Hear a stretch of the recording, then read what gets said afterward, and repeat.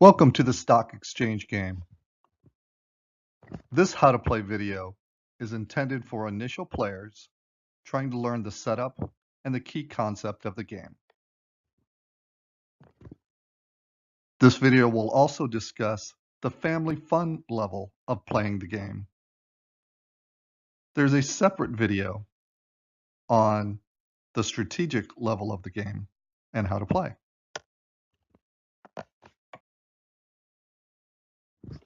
There are two main reference documents that come with the stock exchange game. The complete rules booklet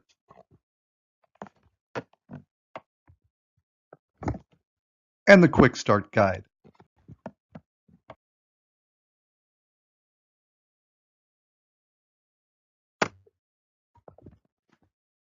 The rules booklet explains every step and turn and space involved in the stock exchange game. Note that if you are playing the family-friendly version of the game, you only need to look at pages 1 through 3. If you are playing the strategic advanced game with advanced deals, please look at pages 1 through 5.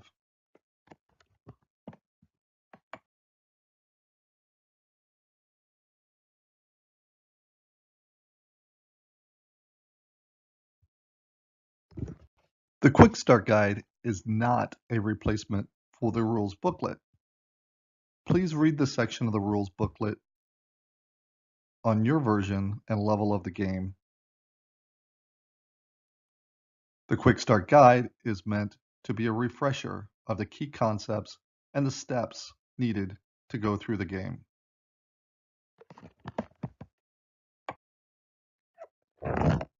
Let's take a moment to talk about the components of the stock exchange game. First, there's the main board.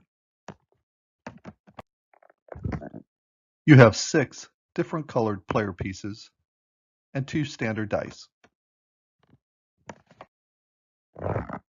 You have 4 denominations of money.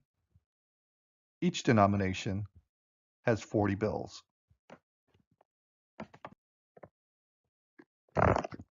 You have 40 stock alert cards and 20 world event cards. There are 90 stock block certificate cards, some of which are identified with a handshake indicating they are for the advanced rules strategic section of the game. There are 100 gold stock coins. There are 5 merger cards and 15 red private coins. These are only used for the strategic level of the game with advanced rules. An important thing before starting the game is to pick a broker. This person must be organized.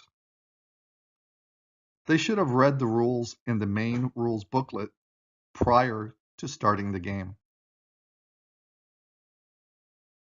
The broker manages several things, including the money in the bank, handing out stock block certificates, adding or removing stock coins to the main board. We suggest that you split up the broker duties to more than one person. Have one person handle the bank and possibly the stock certificates. Have another person put on the stock coins.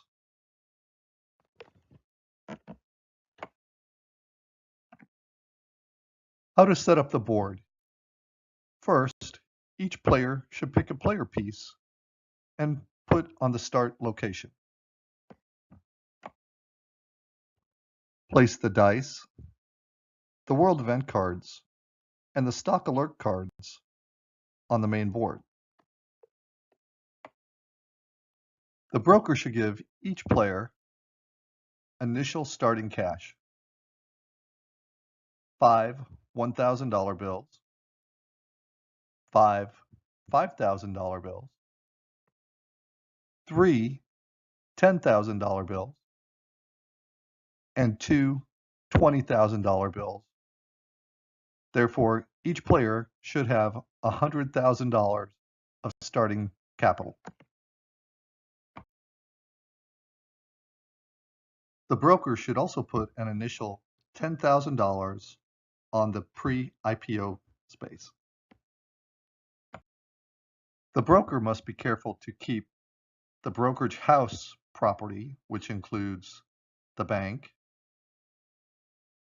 all the stock certificates, and the stock coins from being mixed with his or her personal player money or stocks.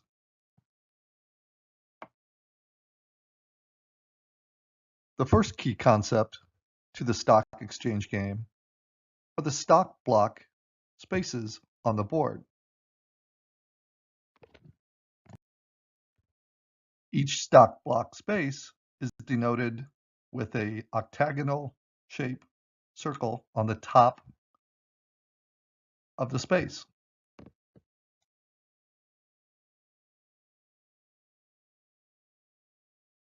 We refer to this octagon as the stock coin indicator. Stock coin indicators are color-coded. You'll note that dark blue, as in this example, is a large cap stock. The stock ticker is a 3 or 4 letter representation for the stock name on the stock market. In this example, BBC represents Big Box Corp. The 3 or 4 letter abbreviation does not have to represent the stock name. Companies can pick any 3 or 4 letters to represent their companies. The stock base price is simply the price at the start of the game with no coins indicated. Note, fair market value with no coins is equal to the stock base price. The stock stat section of the stock block represents a few details which are used in the stock alert and world event cards to influence if the stock value goes up or goes down. Stock sector at the bottom of a stock block space represents which area in the stock market the stock resides. Stock sectors can have many stocks within it.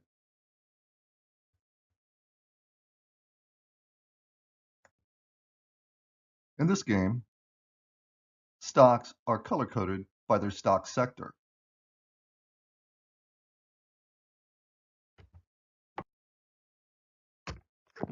Each stock block space has its equivalent stock block certificate, which the broker controls and hands out on the purchase of a stock. In this example, BBC has 4 stock shares. In the brokerage house, the broker will have 4 stock block certificates. Therefore, one person or multiple people can purchase up to 4 shares of BBC. The number of shares are denoted on the board at each corner of the stock block space on the upper right. It is also denoted on the stock block certificate. Please note that each stock block on the board has a different number of shares. The next key concept that is unique to this game is fair market value. Again, let's use BBC as the stock block for this example on how to calculate fair market value. You will soon discover that the stock exchange game is a fairly fast-paced game with stock values changing almost every turn. Fair market value is calculated based on how much that stock is worth on that turn.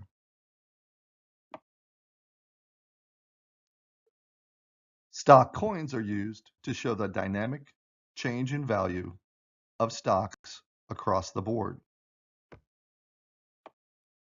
The fair market value of a stock at any given time is equal to the base price of the stock plus the stock coins on that space at that time. Stock coins can be added to a stock block for a few reasons in the game. If a player lands on a stock block, the stock price will go up. Stock coins can also be added if directed by a stock alert or world event card. Here's how it works.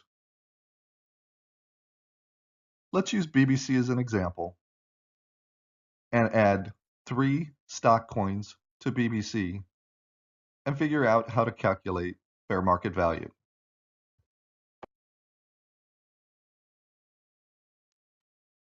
An important thing to note, over each stock coin indicator on the board, there's a small text that says stock equals and a dollar in value.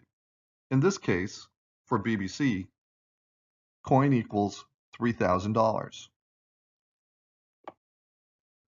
So for each coin that is put on BBC, it represents an additional $3,000.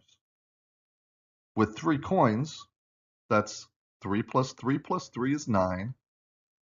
The base price of BBC is $12,000 as indicated on the stock block space.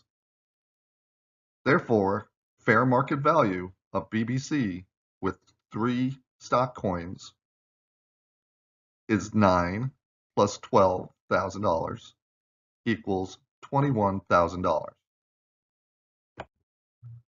The stock coin value changes for each stock block space. Therefore, please be careful to make sure to calculate fair market value correctly. There are a few ways to help you do this in the game. If you flip over the stock block certificate, you'll also notice a small table. The number of stock coins and the equivalent fair market value price. A similar larger table can also be found on the other side of the Quick Start Guide.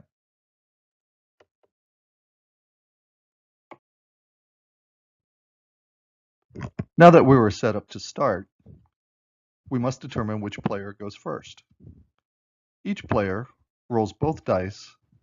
Highest number goes first.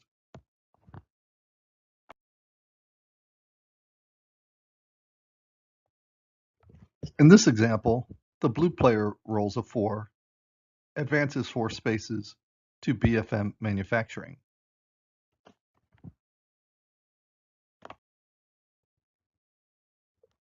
At this point, the blue player has 3 possible choices. He can buy one or more of BFM Manufacturing. He can sell one or more of BFM Manufacturing, or he or she can select a stock alert card. The player must do one of those 3 choices in the family fun level of this game. Also notice that if you are playing the advanced rules, there's another option. That option will be discussed in the next video for advanced rules.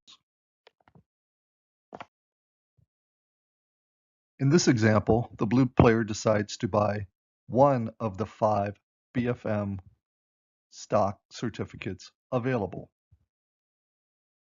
The player pays for the stock $8,000 as indicated on the space and receives a stock certificate block for BFM.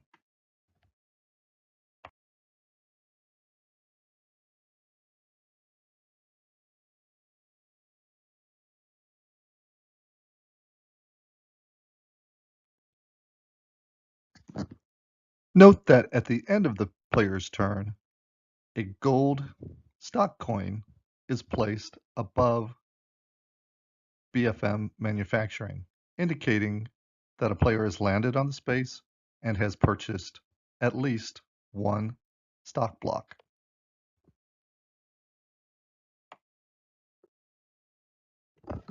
Note that the addition of a stock coin makes the value of BFM manufacturing rise. The coin value indicated above the circle, and in this case, $2,000. Therefore, the value of BFM manufacturing is now the base price, which is $8,000, plus one coin, or $2,000, indicates the new value of BFM manufacturing at $10,000.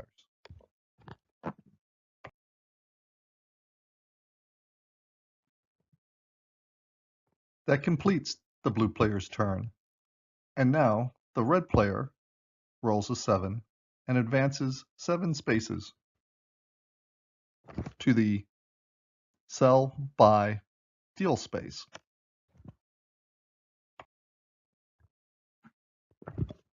At this point, the red player has 2 options. He or she may buy one or more of any one particular stock on the entire board. Option 2, he or she may sell one or more stock of one particular stock block.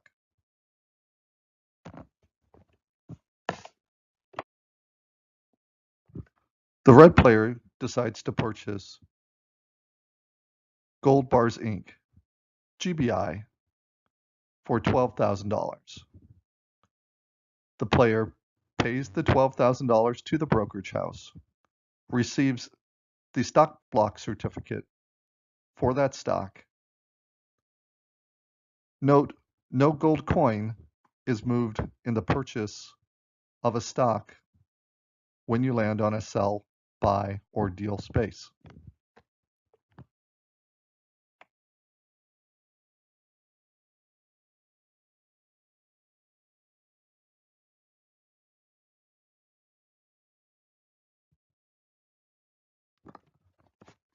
Next, the blue player rolls a 4, advances 4 spaces to the pre-IPO investment space. Note this is a dual space. If you land on this space by the roll of the dice, you're on the perimeter of the space, pre-IPO investment, pay $10,000. The blue player pays $10,000 to the pre-IPO space.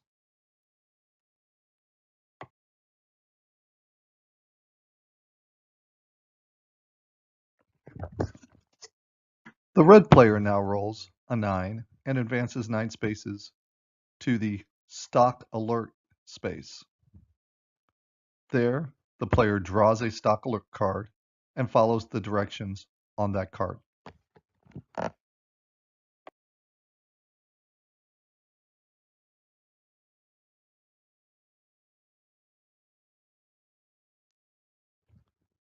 This stock alert card indicates Fed raises rates. Banks charge more interest on loans. Financials and gold go up 1 coin. You'll notice there are 2 financial stocks in the financial sector, and gold is Gold Bars Inc., GBI. At the bottom of each card, you'll notice a Did You Know section. This section is not required to play the game, but you will be surprised how much you learn if you read each one of these sections.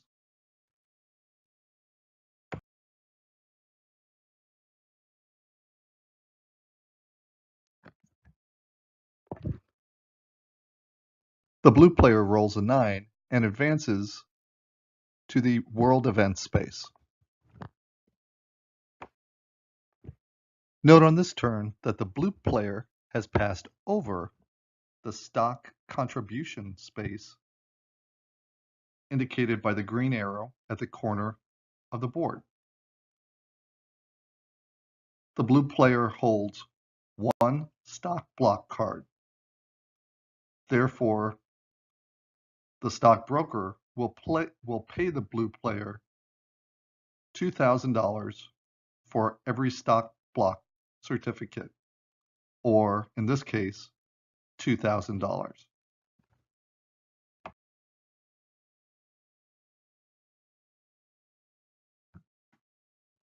The blue player then draws a world events card and follows the directions on the card.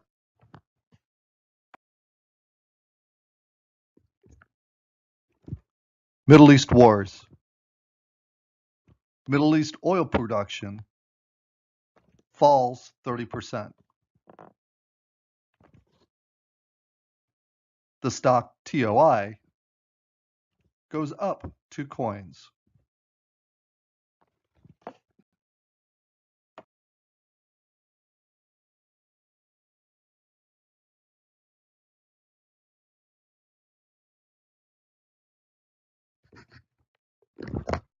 The red player now rolls an 11 and proceeds 11 spaces to the pre-IPO space indicated on the corner of the board.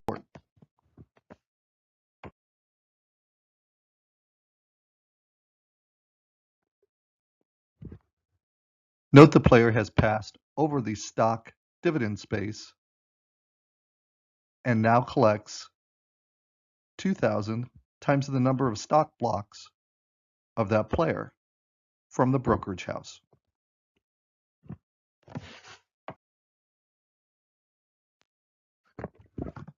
The player also collects the money that's in the pre-IPO space.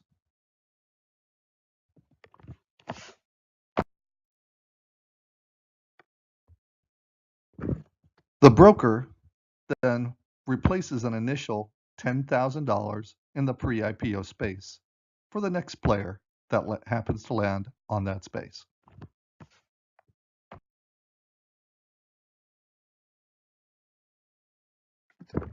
The blue player then rolls a 12, advances 12 spaces to the SEC investigation, go to frozen assets.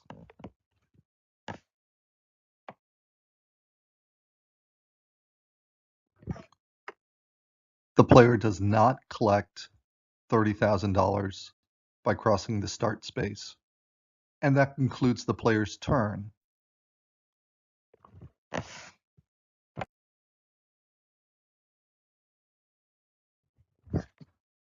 The red player now rolls a 10 and advances 10 spaces to RTC, Rail Transport Corporation.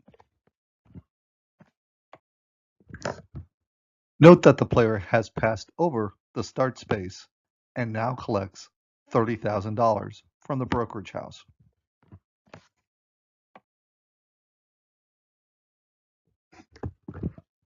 The player again has landed on a stock block space and has 3 options.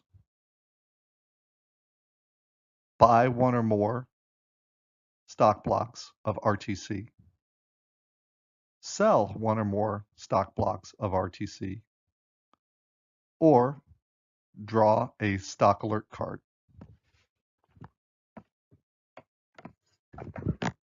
The player decides to buy one stock block of RTC at $16. $16,000. The player pays $16,000 to the brokerage house.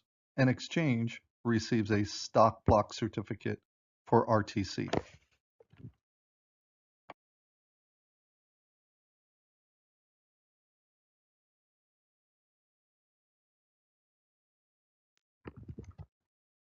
Note, at the completion of the turn, one gold stock coin is placed above RTC, making the new value of RTC $20,000.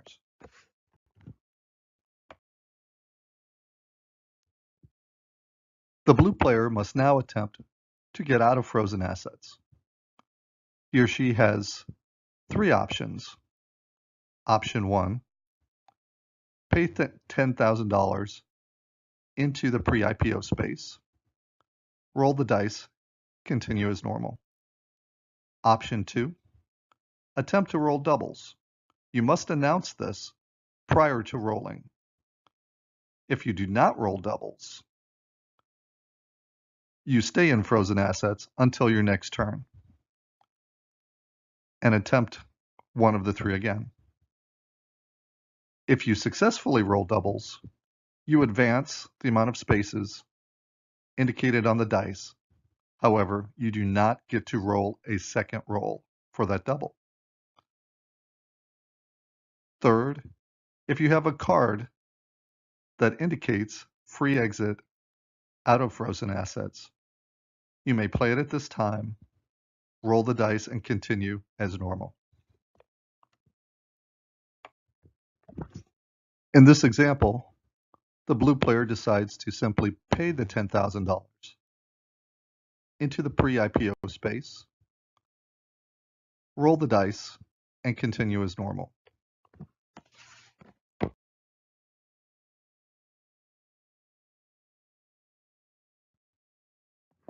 At this point, play continues, and each player continues around the board, buying and selling stock, collecting wealth, until they have the criteria to attempt to retire.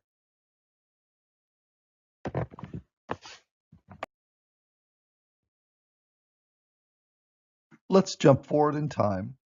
Assume that our players continue to play, buying and selling stocks, acquiring more money and wealth. The question soon becomes, how do I retire and win the game? Before a player can retire, he or she must have 5 stock sectors or more. Stock sectors are denoted by different colors of the stock block certificates and also by the stock sector name at the bottom of the certificates. At least one of the 5 or more stock sectors must be a safety sector. The player must also have at least $150,000 of cash or more to attempt to retire.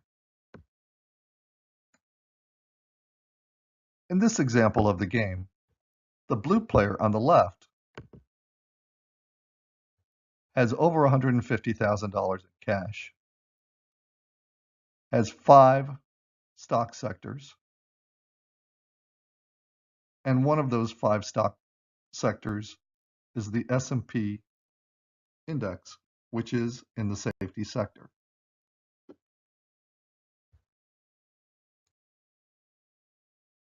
The red player on the right has enough stock sectors, which includes a safety sector, but doesn't yet have enough cash to try to retire. Let's resume play and assume that the blue player goes next.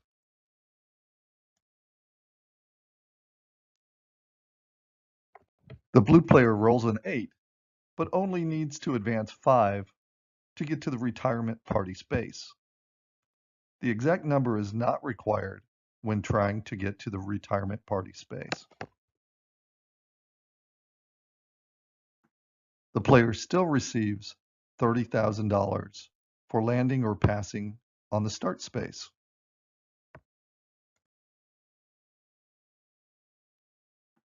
It's the red player's turn, and he or she rolls a 4, advances to the stock dividend space at the corner of the board.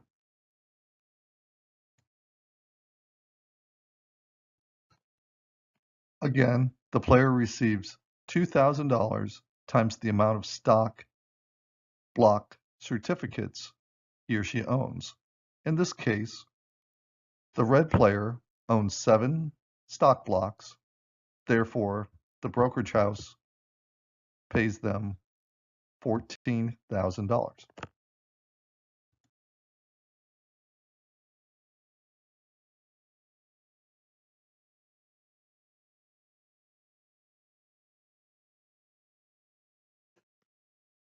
During the retirement process, the player only rolls 1 dice to advance diagonally across the middle of the board.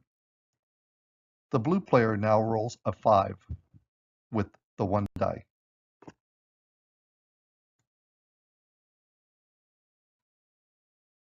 The blue player lands on the space marked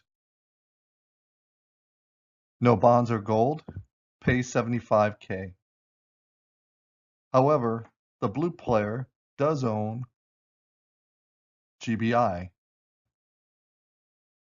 Gold Bars Inc. Therefore, the blue player does not have to pay the fee, and play continues.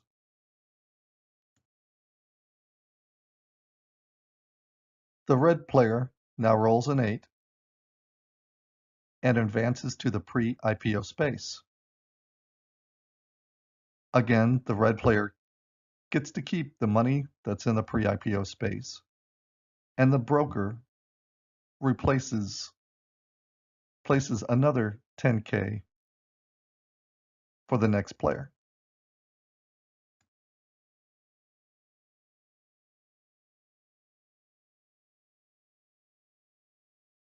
The blue player now again rolls only 1 dice, rolls a 4, and advances 4 spaces.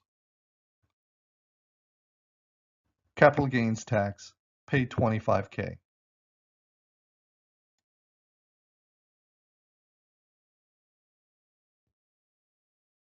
The red player now rolls a 2 and lands on world events.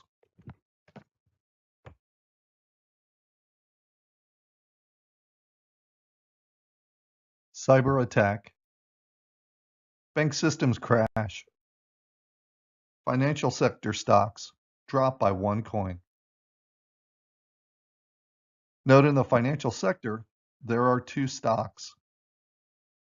Both lose 1 coin.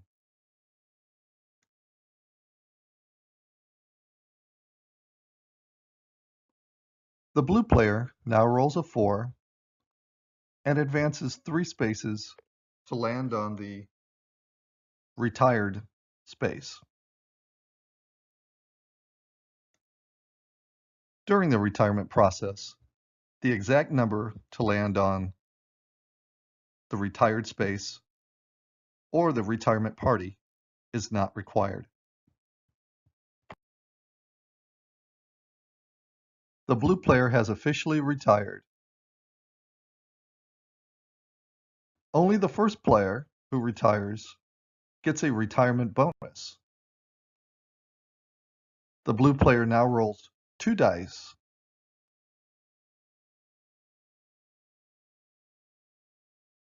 The retirement bonus is equal to the number on the dice that has been rolled by the player and the number of stock sectors that he or she owns. In this case, the blue player owns 5 stock sectors and 7 stock blocks. Therefore, 5 stock sectors times the number that he or she rolled, which was 8, gives the blue player a retirement bonus of $40,000.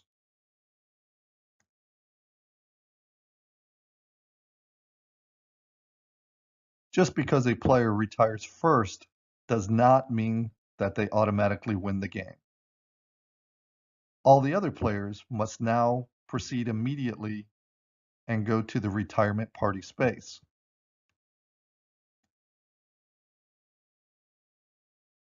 Please note that the red player does not get to collect $30,000, does not get the retirement bonus at the end of the game. In this example, the red player will now continue play, rolling one die to go diagonally across the board to get to the retired space.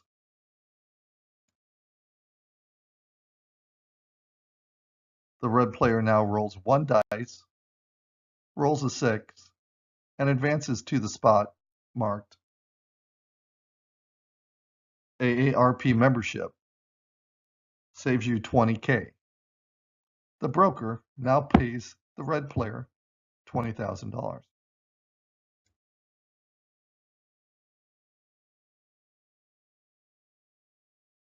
The red player now rolls another 6 with one die and continues to the retired space and joins the blue player. Again, no retirement bonus is given. Now that all players have successfully made it to the retired space, each player adds up their total assets.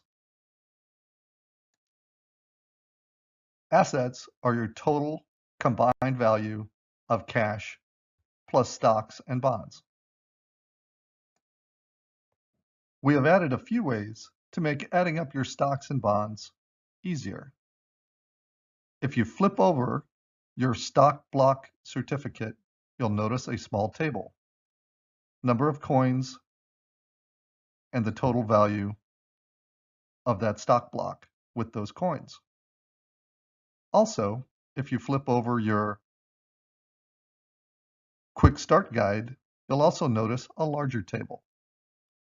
Again, look up the stock, the number of stock coins, and find the total. Simply take a piece of paper or calculator and add up each of your stocks together along with your total cash.